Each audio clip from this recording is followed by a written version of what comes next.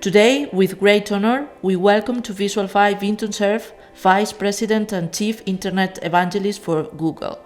Vinton is one of the fathers of Internet, as you all probably know, and he's also founder of the international movement of changemakers, People-Centered Internet, created to ensure that Internet continues to improve people's lives and being a positive force for good. Good morning, Vinton. It is a pleasure for Visualfy to have you here. Thanks so much for such a great opportunity to share time with you, and thank you for helping us remind young people with hearing loss that you can be whatever you want, even Vice President of Google. I am Maria Jose Millán, in charge of marketing at Visualfy, and he's Manel Alcaide, co-founder of Visualfy. As you know, we are a startup formed by deaf and hearing people that creates technology for people with hearing loss and companies committed to accessibility.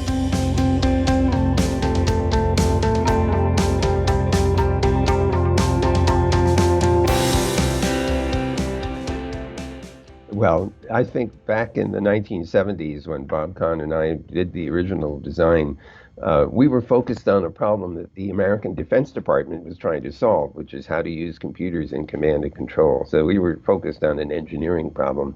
But it was very clear, even in the predecessor system called ARPANET, which was a test to see if we could get different brands of computers talking to each other on a homogeneous network.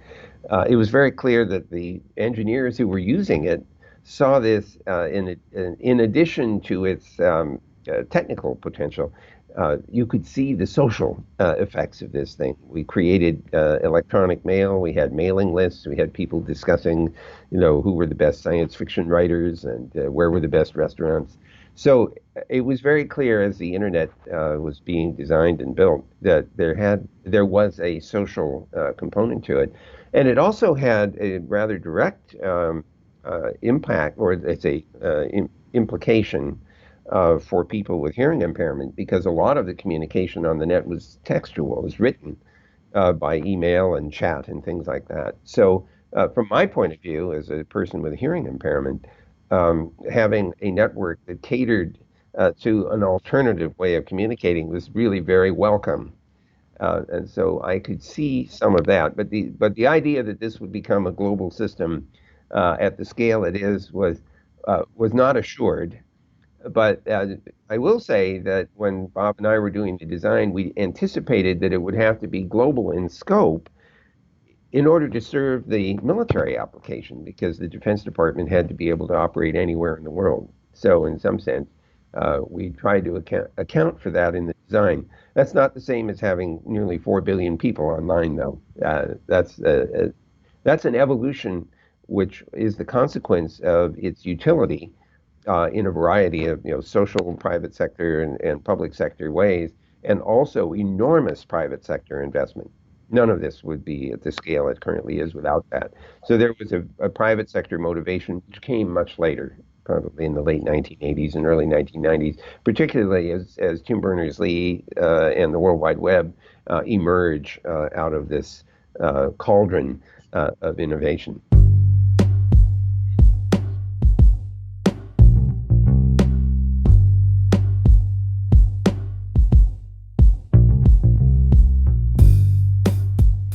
Well, an example of one of the things I do is interviews like this over the net, actually quite often. And I'm frequently doing little videos and things like that, which I send to conferences that I'm unable to attend in person. So part of my job, in a sense, is to be present in a variety of different venues, sometimes in person and sometimes remotely in this way. In fact, I'll be in Barcelona in a couple of days to celebrate an award from the Catalonian government. So I travel a great deal, about 80% of my time. I often go to places where there isn't any internet in order to encourage people to build the infrastructure that's needed. I spend a significant part of my time on policy associated with the internet, whether it's the social impacts of the internet and how we cope with some of the negative behaviors that we see, or the positive benefits of the internet, where we see improved electronic commerce, we see new jobs being created, new businesses being created on top of the internet infrastructure. So I have a policy role to play. And since I'm at Google, which is a high-tech company, I spend a chunk of my time on technical matters, trying to understand how do we improve the way the system works, what new things can we build on top of it, and particularly at Google, where we keep expanding the range of products and services that we offer. Now we're in the hardware business. We make mobile phones, we make Google Home appliance devices, other Internet of Things devices. So I can't imagine a more fun job than the one I have because I get to pay attention to so many different things that are associated with the Internet.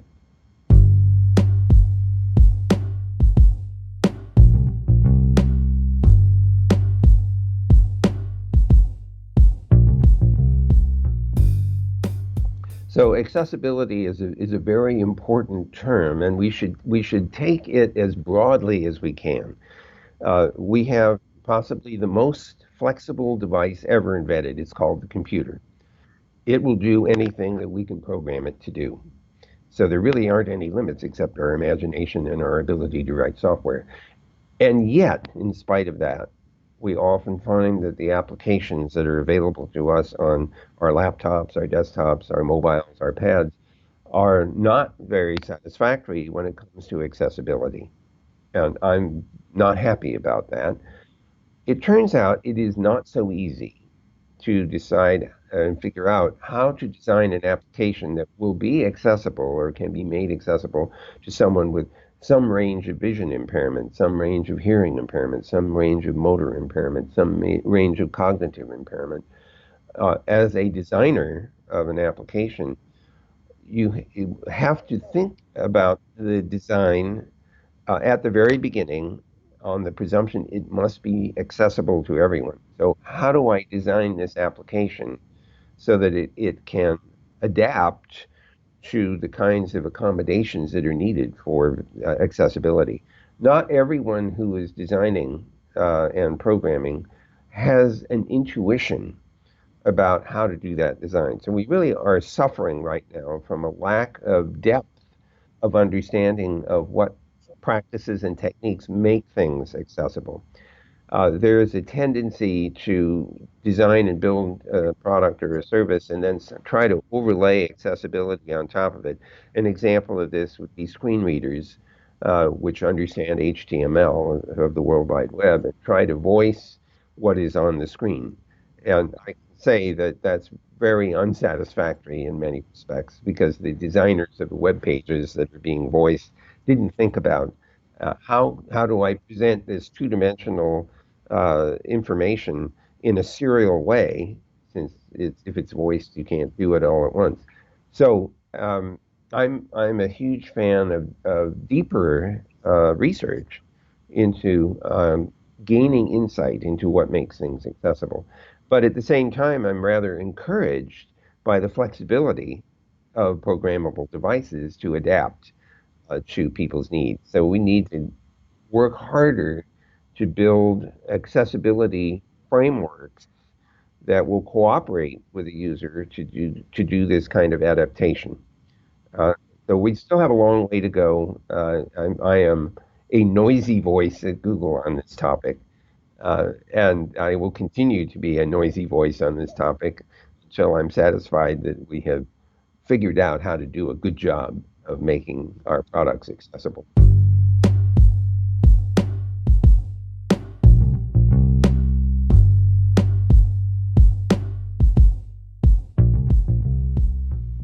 So I have two examples for you that I want to encourage the people you work with to think about.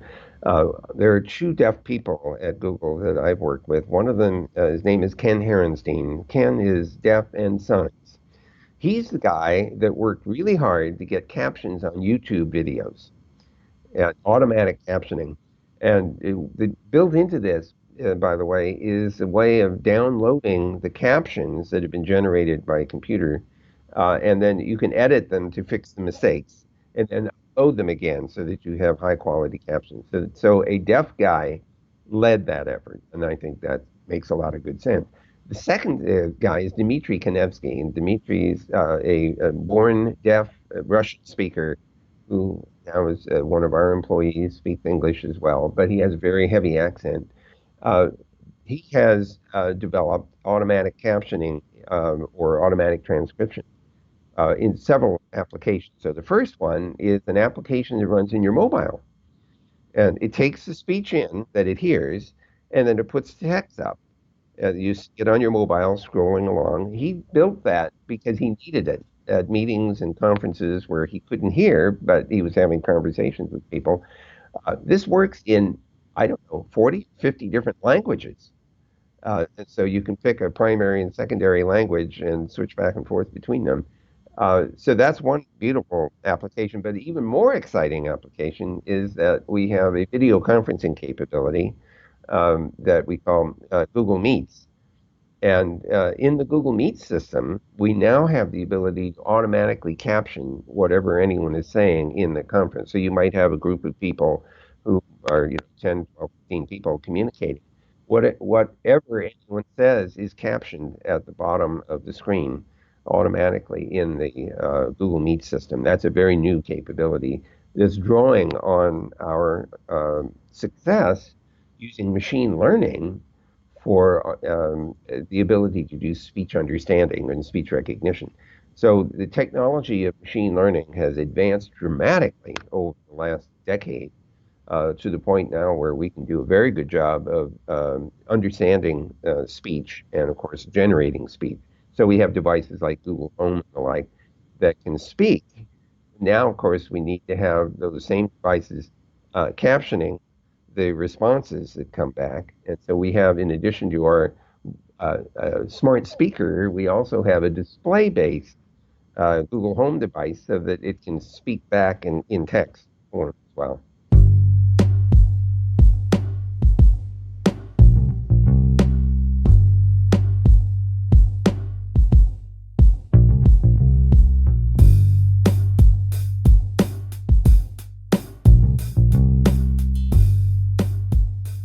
Well, yes. I mean, I'm a huge fan of technology. I wouldn't be where I am if I weren't.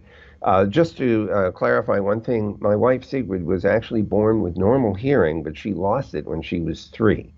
So from spinal meningitis. The reason that's important is that she is what is called postlingually deaf, which meant that she could hear, she could speak, she had auditory memory.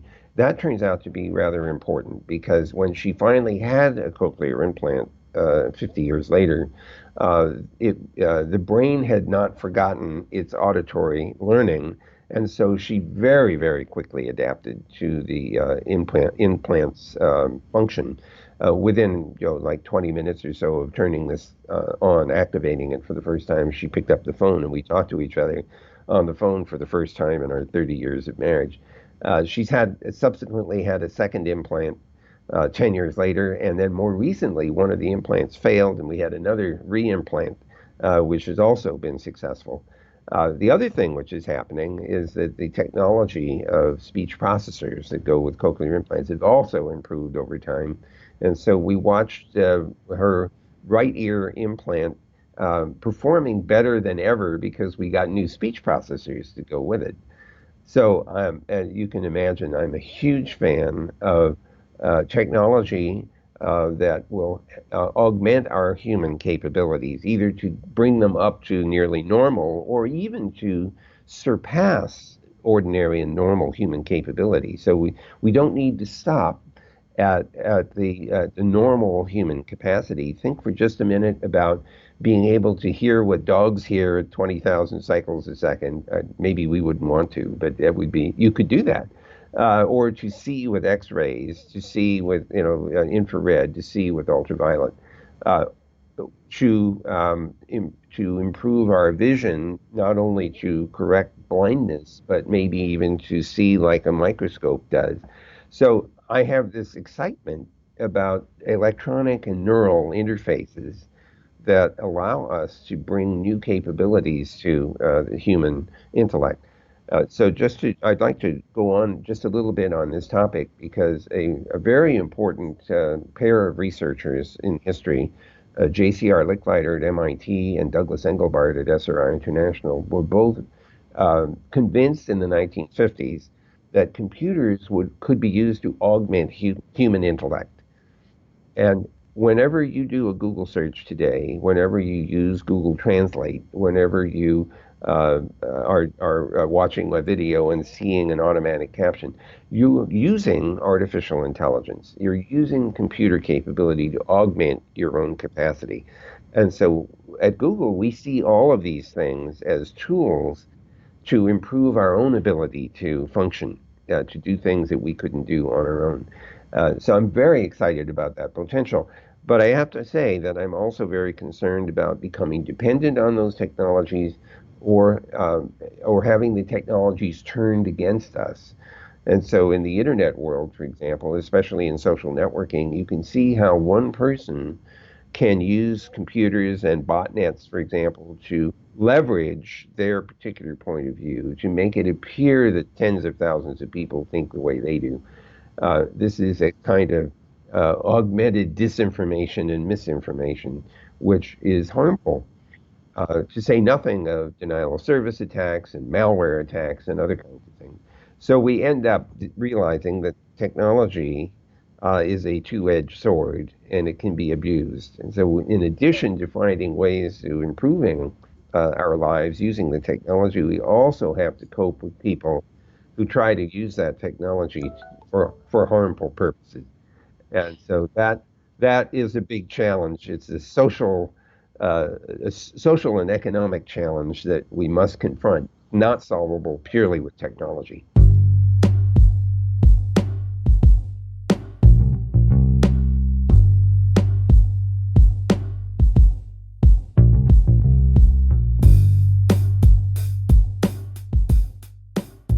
Yes, I'm already. You're preaching to the converted because I believe that companies that offer products and services should be thinking about the full range of need of the population on the planet, and that includes people with disabilities. Now, let me try to modulate this a little bit. As you both know, disabilities come in a variety of different flavors, so to speak. Deafness varies from repairable with a hearing aid or an amplifier to needing a cochlear implant, and we can make the same argument for various forms of visual impairment. It is likely that not every product can meet and can adapt to the needs of every form of disability, especially in very extreme cases. So the question is, what should we do about that? And one answer is to design and build products that have standardized interfaces so that if we want to or need to, we can build a device which is specific to a particular user's disability and then makes use of some standard interface in order to manage and control an application. So standardization could be our friend here, where we use a device which is specialized to our needs and then interfaces to an application. So I can see responsibilities ranging from the product maker actually doing everything possible to deal with accessibility accommodation or standardizing interfaces to let another person or another company provide even more refined capability of adapting to a particular user's need. But we should incorporate all of that thinking into our product development.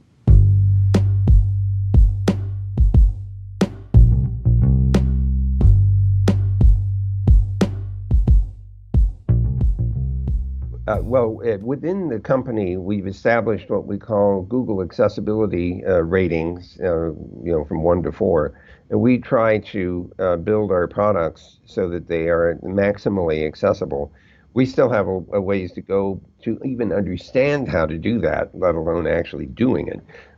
But there is a great deal of attention being paid inside the company. We have a central group that is focused on accessibility. They have correspondence, so to speak, with the various product areas that Google is working on in order to help them improve their implementation of accessibility mechanisms. So for people with hearing impairments, I think we push pretty far along in automatic speech recognition and display technology. But we want to address an even broader range of disabilities than just hearing impairment. So we are just continuing to work on making our products more accessible, specifically for people with hearing impairments. At some point, for example, we should be able to support real-time translation of languages in a visible way, so that if one person is speaking Russian and someone else is speaking English, they both can see the text of what is being said in the language of choice. And so a good example would be two deaf people speaking two different languages, both communicating because their mobiles are doing the translation and presenting a display of the speech. I mean, that gets me all excited about being able to help people over that barrier.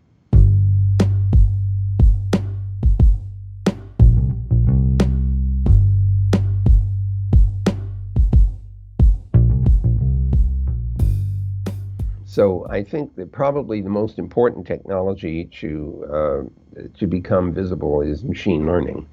The ability to build multi-layer neural networks that can be adapted to applications, including speech understanding, speech recognition, speech translation, um, all of those kinds of image recognition, for example, navigation, helping a blind person know what's going on, what is in my surrounding, situational awareness, things like that. Self-driving cars make heavy use of machine learning in addition to other things. So that's a particularly notable computer development over the last decade or so. Looking forward into the future, one of the things which we are becoming increasingly capable of doing is interfacing computing devices or electronic devices to our neural systems.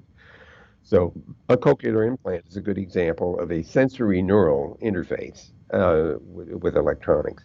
We're seeing similar kinds of work in optical devices that store vision. We can see sensory motor possibilities for people who have lost the control of their arms and legs because of a spinal injury. There may be ways of propagating the nerve signals through a device uh, so as to regain control over limbs. We're seeing extraordinary work for people with loss of limbs using neural interfaces as opposed to mechanical ones in order to control artificial limbs. So I'm very excited about the sensory neural, sensory no motor capabilities coming in the near future. Looking much farther into the future and much more speculative is the possibility of a cognitive interfaces between computing devices and our brains, for example. As I get older, I notice that I forget things more. And so what I need is an augmented memory. And I'm hoping someday I'll have a little memory implant that I can connect. I think this kind of cognitive interface is extremely speculative. It's very much science fiction right now because we don't really understand how the brain stores memory and how we could make it notable or noticeable. How could we take a computer with memory in it and draw your conscious attention to that memory, other than the way we do it now, which is put the information in a computer, or do a Google search, which is my way of recovering memory loss. So that's very speculative in the far future, but it's not out of the range of possibility given how much we have learned over the past 50 to 100 years about how our human bodies work.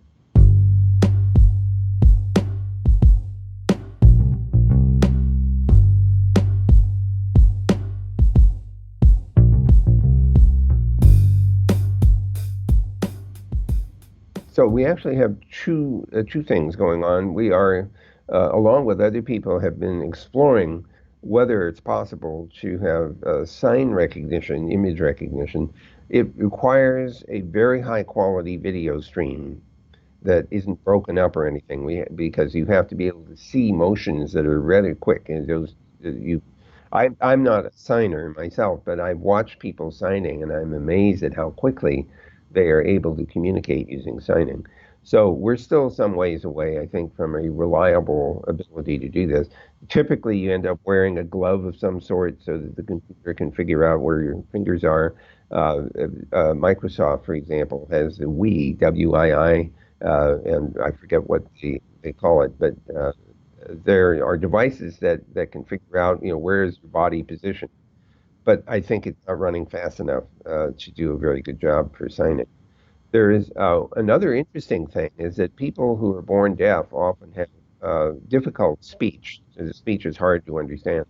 And so we've even gone to the trouble of training our machine learning models to understand this particular kind of deaf speech and then translate it and generate more normal speech from that. And so it might help someone whose ability to articulate is somehow limited, and to provide better quality speech sound by use of machine learning and voice generation. So that's another attempt to bring someone whose situation is not satisfactory to the point where it's easier to interact with the general public. Well, I certainly hope that I hope that you're successful in this effort. And of course, I'm a big fan of these kinds of research programs in the hope that they will produce usable outcomes that improve the lives of people with hearing impairment. Well, thanks so much for letting me join you today. I really appreciate it. And of course, I will be happy to reinforce your message, which is that technology can help. We just need to put our minds to it.